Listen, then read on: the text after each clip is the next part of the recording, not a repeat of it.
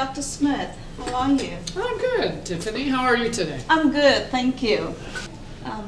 I just saw Miss Jones, who is having severe pain since this morning that she believes is from sickle cell disease crisis. She reports pain in her lower extremities and back, and that is unrelieved with oxycodone.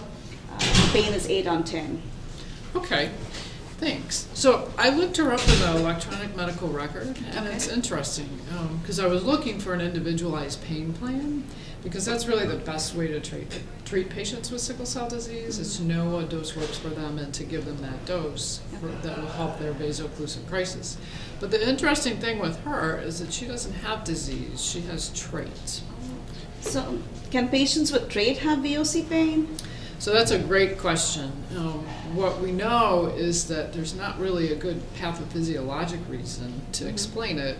However, we haven't really done any research on individuals who have sickle cell trait, so it's really hard to know. We know that a lot of patients with trait do complain of aching pain, but again, there just really hasn't been research done with trait patients.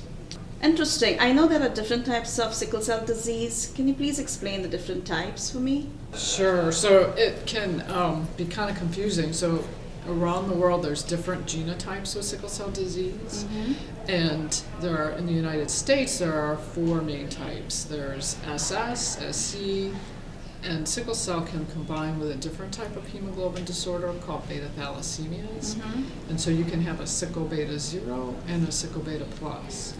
So SS is the most common form of sickle cell disease and associated with the worst complications. SC is a little less common and a little less severe. However, individuals, when you've met one individual with sickle cell, you've met one. So patients with SC can still have a lot of complications and be pretty sick. The one thing about SC patients is that oftentimes they have avascular necrosis of their hips and shoulders, and then many patients have problems with vision, so retinopathy. So if you have a SC patient, or if you have a patient who has hip or shoulder pain, it's a good question to ask them to see if they have been evaluated for avascular necrosis. So their hip pain could actually be AVN versus a VOC pain. The S beta 0 is very similar to SS, much less common, but also more severe like SS. And then the S beta plus is more like SC disease.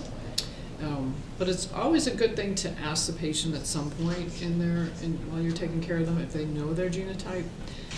And that does a couple things. One is it lets you understand how much they know about their disease, and the other is an idea about disease severity.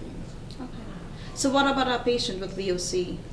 So let's go in and talk to her and see what's going on. Okay. She's taking pain medication, so she may have another source of chronic pain.